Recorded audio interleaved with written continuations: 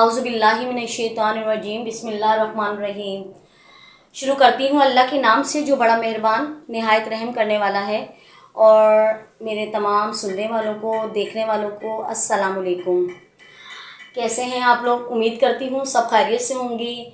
अच्छा बच्चों, मतलब की बात पे आ जाते हैं हम लोग कि मैंने कल आप लोगों को एडिशन समझाया था मिक्स फ्रैक्शन का। ठीक है, कैन आई राइट? ठीक है, तो अब मैं आप लोगों को समझाऊंगी कम्यूटेटिव लॉ। अब कम्यूटेटिव लॉ क्या होता है ये मैं आपको बताऊंगी कि सिंपल लैंग्वेज में कम्यूटेटिव लॉ किसे कहते हैं। Commutative law of the addition of the fraction with the same denominator. यानी अब ये कह रहे हैं कम्यूटेटिव लॉ, बताइए कम्यूटेटिव लॉ क्या कहता है। तो कम्यूटेटिव लॉ कहता है the commutative law of the addition of the fraction state when the order is which of the fraction is added does not change the result।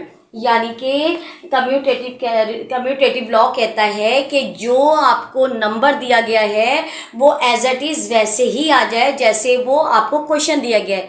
For example मैं अगर आपसे बात करूं तो 8/9, ठीक है, 8/9 एंड 5/9 एंड 5/9।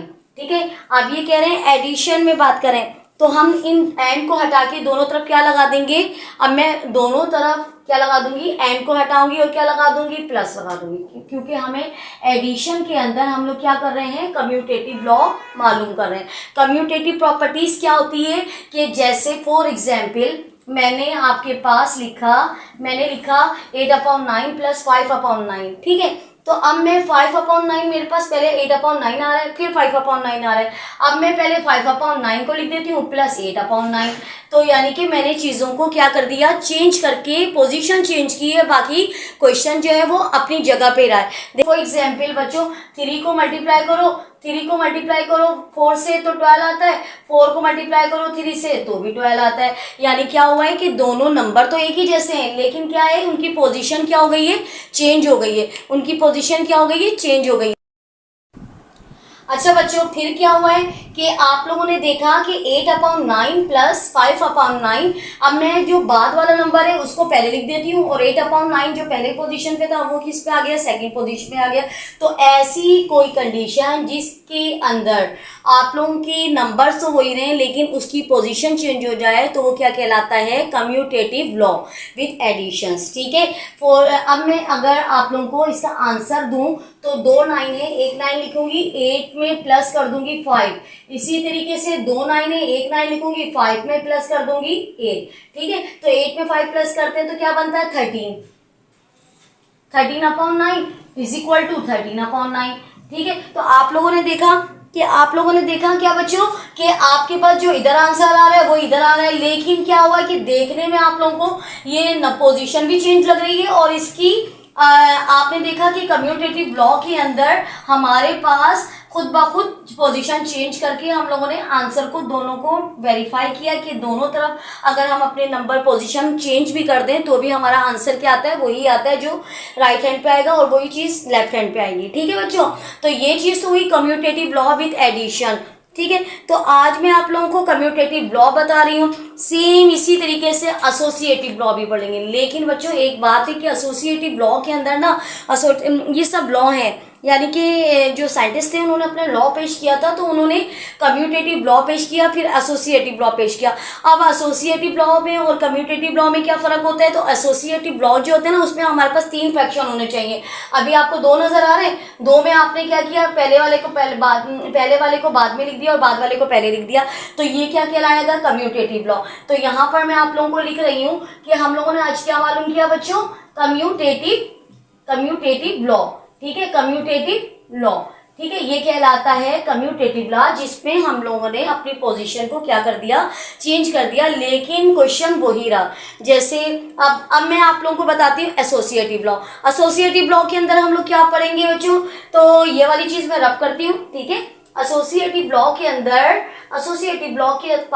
अंदर हमारे पास 3 फ्रैक्शन होने जरूरी होते हैं। ठीक है, एसोसिएटिव लॉ कब बनता है, जब हमारे पास 3 फ्रैक्शन होते हैं। ठीक है, तो एसोसिएटिव लॉ विथ एडिशन में आप लोगों को समझाती हूँ। अभी कम्यूटेटिव लॉ बताया था, अब मैं आपको बताती हूँ एसोसिएटिव लॉ। फॉर एग्जाम्पल आपके पास क्वेश्चन है 1/7। अभी यहाँ पर हम लोग लिखते हैं एसोसिएटिव लॉ, ठीक है, एसोसिएटिव लॉ विथ एडिशन, ठीक है, law of addition of the fraction with the same denominator. अब इसके अंदर भी हमारे पास क्या है, सेम डिनोमिनेटर है। डिनोमिनेटर फिर वही बताऊंगी मैं आपको कि नीचे वाले फ्रैक्शन में नीचे वाले पार्ट्स क्या क्या कहलाता है, डिनोमिनेटर। क्लियर, ठीक है। Let's the take 1/7 upon 5/7 and 6/7। आप लोगों को मैंने स्टार्टिंग में क्या बताया था बच्चों कि आपके पास 3 फ्रैक्शन होना जरूरी होते हैं, ठीक है। तो आप लोगों ने क्या किया, एसोसिएटिव लॉ के अंदर आपके पास 3 फ्रैक्शन होंगे तो आप एसोसिएटिव लॉ को डिफाइन कर सकते हैं। जैसे फॉर एग्जाम्पल 1/7, ये क्या है, ब्रैकेट से बाहर रहेगा। अब कॉमा हटा के मैंने क्या लगा दिया, प्लस, ब्रैकेट डालूंगी 5/7, एंड को हटाया, प्लस लगाया 6/7। क्लियर हो गई ये बात, 5/7। और इसके बाद मैंने आप लोगों को किया कि आप लोगों को मैंने कहा कि ये चीज है क्योंकि सबसे पहला वाला नंबर है ब्रैकेट से बाहर और ये दोनों आ गए ब्रैकेट के अंदर। अब क्या होगा, एसोसिएटिव लॉ के अंदर इज इक्वल टू की साइन डालेंगे और अब देखिएगा कि अब जब हम नेक्स्ट वो चीज लिखेंगे तो आपके पास पहले आपके पास राइट हैंड वाला नंबर बाहर था, अब आपके पास लेफ्ट हैंड वाला नंबर बाहर हो जाएगा और बीच का जो नंबर है वो दोनों सूरतों में इसके साथ भी जाएगा और इसके साथ भी जाएगा। फॉर एग्जाम्पल देखिए कि 1/7 प्लस 5/7, ठीक है, is equal two plus 6/7। Clear हो गई ये बात कि पहले हम लोगों ने राइट हैंड वाला नंबर ब्रैकेट से बाहर लिखा, कॉमा हटा के प्लस की साइन लगाई, ये जो 5/7 है एंड को हटा के प्लस लगाया 6/7। क्लियर हो गई। एक चीज, दो फ्रैक्शन आपके पास किस में आने चाहिए, ब्रैकेट में आने चाहिए और एक नंबर जो है वो आपका ब्रैकेट से बाहर, वो भी कौन सा वाला, लेफ्ट हैंड साइड का। तो लेफ्ट हैंड पहले वाले पार्ट्स के अंदर हमने लेफ्ट हैंड साइड वाले नंबर को बाहर लिखा था। जब हमने इज इक्वल टू की साइन डाली तो आपने इज इक्वल टू के बाद और एंड के बाद वाला यानी जो सबसे लास्ट वाली वैल्यू है उसको हमने इज इक्वल टू ब्रैकेट से बाहर कर दिया। अब देखिएगा कि आपके पास आंसर किस तरीके से आता है। अब हम इसको वेरीफाई कैसे करेंगे कि दोनों के आंसर सेम है कि नहीं है। तो हम लोग क्या करते हैं, जब भी कोई चीज एक ब्रैकेट में दी जाए तो और एक बगैर ब्रैकेट की होगी तो सबसे पहले हमें ब्रैकेट को सॉल्व करना होता है। बेटा ये लॉ होता है जिसके अंदर अगर कोई आपके पास पहले ब्रैकेट भी है और बगैर ब्रैकेट के भी नंबर है तो पहले आप ब्रैकेट के 2 नंबर को 1 कर देंगे तो ब्रैकेट ऑलरेडी खत्म हो जाएगा। ब्रैकेट कब खत्म होता है, जब 2 नंबर्स 1 हो जाते हैं तो ब्रैकेट क्या हो जाता है, खत्म हो जाता है। ठीक है, 1/7 ऐसे ही रहेगा, प्लस की साइन भी ऐसी रहेगी, ब्रैकेट भी ऐसी रहेगा। 2 7 है ना और बीच में प्लस की साइन है तो हम नीचे वाले डिनोमिनेटर का क्या कर लेंगे, एलसीएम ले लेंगे। दोनों सेम में 7 आ गया, 5 में प्लस कर दें 6 तो हम देखते हैं कि आंसर क्या आता है। इज इक्वल टू की साइन डाली, यहां पर भी हम पहले इस ब्रैकेट को सॉल्व करेंगे तो 2 7 है, 1 7 लिखा, 1 + 5, ठीक है, प्लस 6/7 ऐसे ही रहेगा जैसे वो बाहर मौजूद था। ठीक है बच्चों, तो 1/7 प्लस, अब आप देखिए कि 5 में 6 प्लस करते हैं तो क्या बनता है 11/7। ठीक है, तो जब दो नंबर 1 हो गए तो मैंने अब ब्रैकेट नहीं डाला। क्यों नहीं डाला, क्योंकि ये दोनों को प्लस करके 1 कर दिया। तो ठीक है, इज इक्वल टू की साइन 5 में +1 करते हैं तो क्या बनता है 6/7 प्लस 6/7। ठीक है बच्चों, तो आपने देखा 2 7 है और बीच में प्लस की साइन है तो 2 7 के बदले 1 7 लिखा और 1 + 11 आप लोगों ने लिख दिया, इज इक्वल टू 2 7 के बदले 1 7 लिखा और 6 + 6 आपने कर दिया। 11 में 1 प्लस करते हैं तो क्या बनता है 12 बनता है। ठीक है, तो 12/7 मैं यहाँ पर लिख रही हूँ क्योंकि यहाँ पर मेरे पास जगह नहीं है। तो आप लोगों ने इसको इस स्टेप को नीचे करना है तो 11 में 1 प्लस करेंगे तो क्या बन गया 12/7 और 6 में 6 प्लस करते हैं तो क्या बनता है 12/7। दोनों सूरत में आंसर तो आपका वही आया जो आपके राइट हैंड पे था और वही आपका आंसर लेफ्ट हैंड पे आया।